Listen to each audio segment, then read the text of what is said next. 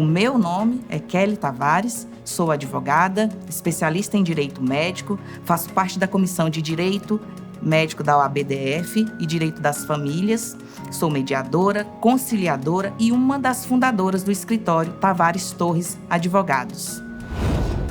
Eu sou a Daniela, estou aqui com vocês justamente para falar de Direito com Medicina. Estou muito feliz com esse projeto. É um projeto que a gente já vem pensando há anos, justamente pelo fato de ser advogada, professora universitária, especializada em direito médico, direito do consumidor, direito civil, previdenciário e sócia fundadora do Tavares Torres Advocacia e com um projeto de medicina com segurança jurídica. A partir de agora, a gente começa a trabalhar com a prática, os 5 documentos importantes para que vocês possam se resguardar.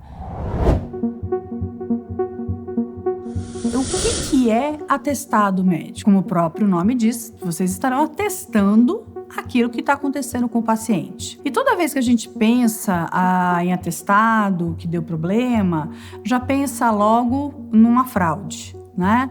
E não é bem só em relação a isso. Aquele amigo que te procura, aquele familiar que te procura, dá um atestado para mim, né? Eu tô ali precisando de um dia para que não vá trabalhar e assim por diante. Tomem cuidado com situações corriqueiras aí que acontecem com vocês, que faz parte do dia a dia. É uma situação que traz consequências jurídicas.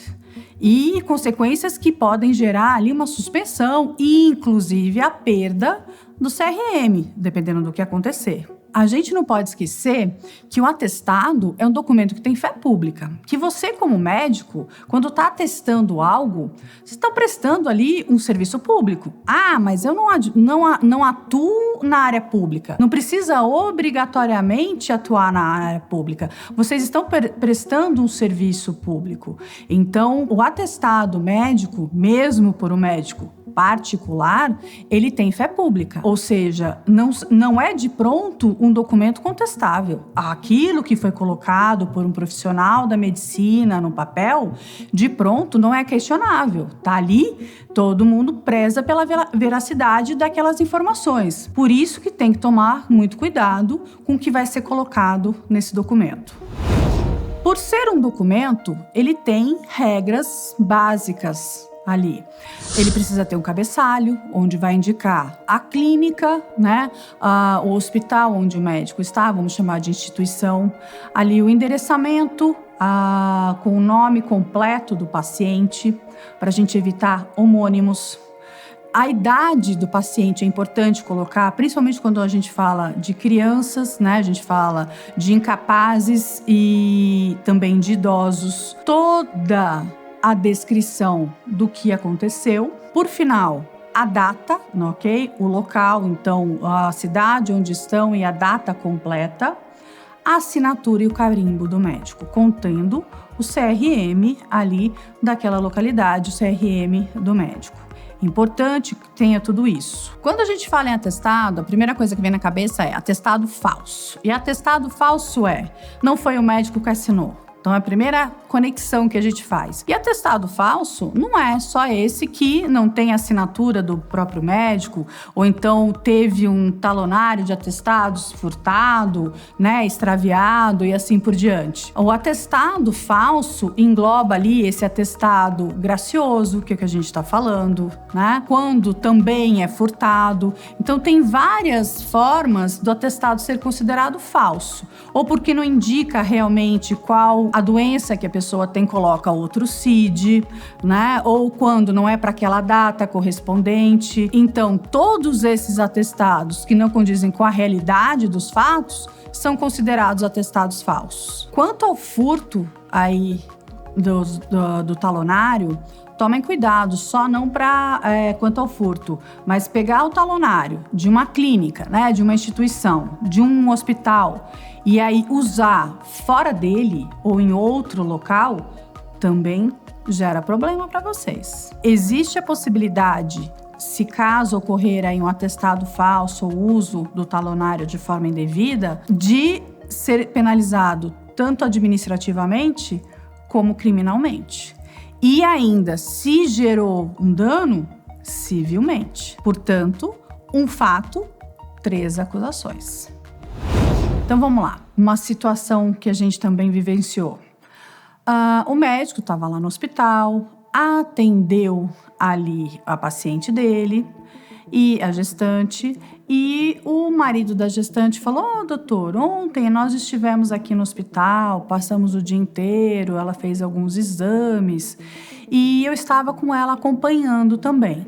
E a paciente quietinha, só confirmando. O senhor pode me dar um atestado de comparecimento que eu estive aqui ontem e hoje? Só que o médico só tinha encontrado com esse cidadão hoje. Aí o médico, na confiança, deu o atestado de comparecimento do dia anterior e do dia de hoje.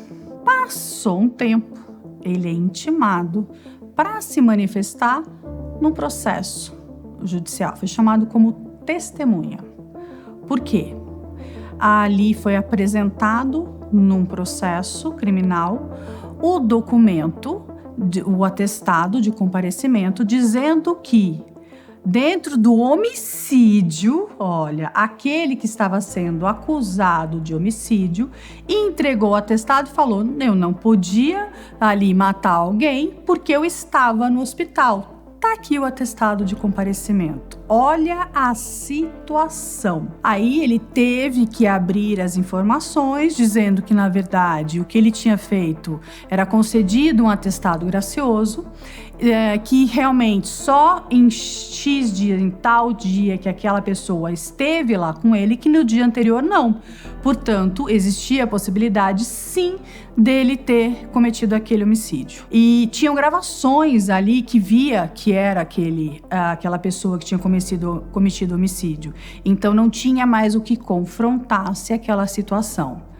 Claro, em razão da situação toda que envolveu esse atestado gracioso, mais um que teve que se manifestar junto ao hospital qual ele trabalhava e também ao Conselho Regional de Medicina. Portanto, tomem cuidado com o atestado falso, seja ali o imprudente, seja o gracioso. Agora, o atestado falso com caráter doloso, vamos pegar essa mesma situação, que foi uma situação verídica, mas vamos agora transformá-la. Supondo que o médico conhecia esse cidadão, amigo dele, e aí o amigo chega: olha, passei por uma situação ontem, mas você precisa dizer que eu estava aqui no hospital.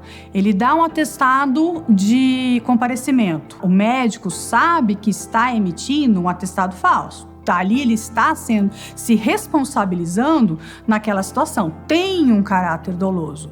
Então, aí sim, ele tem as suas penalizações específicas e pode gerar até a perda do CRM. Esse atestado que tem o caráter doloso, ainda ele envolve uma falsidade ideológica. Porque o atestado que não traz a veracidade e ainda tem uma intenção de não trazer a veracidade para encobrir uma certa situação, como esse exemplo, aí por isso que gera uma penalidade maior, consequências mais severas. Ainda temos uma situação quanto à falsidade material. Vamos lá. Também já defendemos um médico que teve o seu talonário lá de atestados e receitas e assim por diante furtado. E aí ele quando deu falta na clínica dele de 2, 3 talonários, fez um boletim de ocorrência, tá? Foi a orientação que nós demos para ele. Então, esse é o procedimento correto, porque lá na frente ele foi chamado para prestar esclarecimentos numa empresa, tá? Foi via e-mail mesmo, mas por que tinha tanto atestado daquele determinado médico para tantos funcionários? E repetidos, sempre com o mesmo CID, todo mundo doente igualzinho, né? E daí ele falou que ele tinha sido furtado, o talonário, mandou o boletim de ocorrência, portanto ele se eximiu de qualquer responsabilidade. Aí a gente bate na tecla que temos batido desde o início, desde o princípio que a gente vem conversando com vocês. Prevenção. Com a informação correta, vocês se previnem. E esse é o nosso objetivo. Atestado de óbito requer uma atenção muito especial. Não que os outros tipos de atestado também não mereçam, mas o atestado de óbito parece ser uma coisa simples. Mas, na verdade, se o médico não tomar todos os cuidados, ele poderá ter sérios problemas por conta de um atestado de óbito. Uma coisa é o médico emitir um atestado de óbito e constatar uma morte. Outra coisa é o médico atestar essa morte, dizer qual foi a causa-morte. Isso é o problema. Quando o médico for emitir um atestado de óbito, ele tem que observar uma série de consequências. E eu vou falar aqui para vocês quais são elas e quais os cuidados que você deve tomar na hora de emitir um atestado de óbito.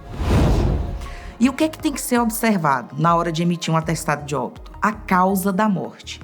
Se é de causa natural ou causa externa. Normalmente as pessoas falam causa natural, a pessoa que faleceu em casa, né? Ali foi morte natural. Mas não é bem assim. A causa natural, normalmente, ela vem da consequência de um problema, né? E a causa externa vem de algo externo. Por exemplo, algo violento, um esfaqueamento, por exemplo, envenenamento, um acidente de carro. E isso é uma causa externa. Quando o paciente chega, por exemplo, na emergência e o médico, por exemplo, ele chega parado e o médico tenta reanimá-lo e o paciente vem a óbito, o médico ele não tem um histórico para saber ali naquele momento a causa da morte. Então, ele vai constatar a morte do paciente e em relação à causa-morte, ele vai observar se foi causa natural ou se foi causa externa. Mas por quê? Existe uma diferença entre essas duas causas na hora de você emitir o atestado. A causa natural, o médico tem que encaminhar o paciente para o SVO, Serviço de Verificação de Óbito. E lá, eles vão descobrir qual foi a causa da morte. Você vai colocar que a morte foi uma causa indeterminada e aí encaminha o paciente para lá e lá vai descobrir a causa da morte. Como que você vai observar? Você sabe disso melhor do que eu. Se não há nenhum indício evidente de que foi causa externa, aí você vai enviar para o SVO. Agora, se há indícios, se você desconfia, tem uma mancha, tem um hematoma, tem uma perfuração ou foi um acidente, aí tem que enviar para o IML, que lá eles vão realizar uma necrópsia e identificar qual foi a causa da morte. Mas por que um atestado de óbito pode dar problemas para o médico? A pessoa já faleceu. Eu vou contar uma história para vocês de um caso que aconteceu que deu uma complicação enorme para o médico. Olha bem o que aconteceu. Um paciente chegou no hospital parado. E aí, logo o médico atendeu, né? Óbvio, era uma emergência. E tentou reanimá-lo por diversas vezes. Tentou e não conseguiu reverter o quadro. Não conseguiu, de jeito nenhum. Quando o paciente chega parado, teoricamente, ele não está morto. Também não está vivo, né? Porque ele está parado. Se o médico não conseguiu, não reverteu, o paciente faleceu, o que ele tem que fazer? Atestar o óbito. Nesse caso, o que aconteceu? O médico atestou que o paciente faleceu de infarto fulminante. A causa da morte foi infarto fulminante. Quando o médico saiu para poder dar a notícia para a esposa que estava ali fora, ela levou o marido para o hospital, desesperada, socorro, salva a vida do meu marido, doutor. Quando ele veio dar a notícia, a mulher entrou em prantos, ela gritava dentro do hospital, ela ficou, assim, descompensada. Até aí, tudo bem. Aí o médico continuou atendendo e tal, depois de algum tempo, depois de muito tempo, o médico foi surpreendido com uma intimação para comparecer na delegacia para prestar um depoimento. E aí ele foi, no dia certo, na hora marcada, sem saber nem do que se tratava, o médico foi à delegacia. Quando ele chegou lá, o delegado mostrou para ele o atestado de óbito, perguntou, foi o doutor que emitiu esse atestado de óbito? Aí ele lembrou da situação, né? Inclusive da mulher, do desespero, tá? Ele falou, foi. Aí ele falou pro médico, como que o senhor identificou essa causa morte? Ele falou, ele chegou parado e eu tentei reanimá-lo. Tudo indicava que seria uma parada cardiorrespiratória. Não existia nada evidente e nem aparente de uma causa morte externa. Então, teoricamente, né, seria infarto fulminante. Aí o delegado falou para ele: o senhor sabia que nós estamos investigando esse caso e que esse paciente foi envenenado? Olha só a situação. Sabe o que aconteceu? A esposa do paciente envenenou ele em casa. E aí, o que ela fez? Provavelmente, normalmente quando as pessoas fazem isso, elas são maquiavélicas, né? Elas já estudam antes, elas já veem o que pode acontecer. Então, o que acontece? Ela colocou veneno na comida dele e esperou um tempo. Ele parou, ela teve certeza que ele não ia voltar, se reanimasse, e levou ele para o hospital. Para não falar, né? Ainda quente. Como se ele tivesse passado mal ali naquele minuto. Então, quando chegou no hospital, não tinha como o médico identificar, que já tinha um tempinho que ele estava parado. E aí, o que aconteceu? Teve que fazer a exumação do corpo, fazer a necrópsia, para constatar, de fato, qual foi a causa da morte. Por quê? Porque se realmente foi envenenamento, e depois ficou comprovado que sim, aquela esposa tem que pagar por esse crime. Senão o crime vai ficar impune. Por quê? Por conta de um atestado de causa-morte identificada sem ter certeza. Agora, você quer ver uma situação dessa piorar e muito? Você já parou para pensar se o marido daquela mulher deixou por escrito que o dia que ele morresse, ele queria ser cremado? Pois é, o seu atestado de óbito, que você identificou uma causa-morte sem ter certeza, pode ter deixado um criminoso impune. Pode deixar, né, um criminoso impune. Por quê? Ele foi cremado, como é que vai comprovar? Não tem como. Portanto, antes de emitir um atestado de óbito com causa-morte, você tem que ter certeza. Se você identificar que existe alguma causa externa, envia para o IML. Se você não identificou, você vai colocar que a morte é indeterminada e enviar o corpo para o SVO, para verificar a causa da morte lá. E assim, você fica resguardado. Esse médico que emitiu esse atestado de óbito como se fosse infarto, ele teve que responder processo no CRM e foi penalizado por isso. Então, se você tiver dúvida em relação à causa da morte, para identificar a causa da morte, não identifica.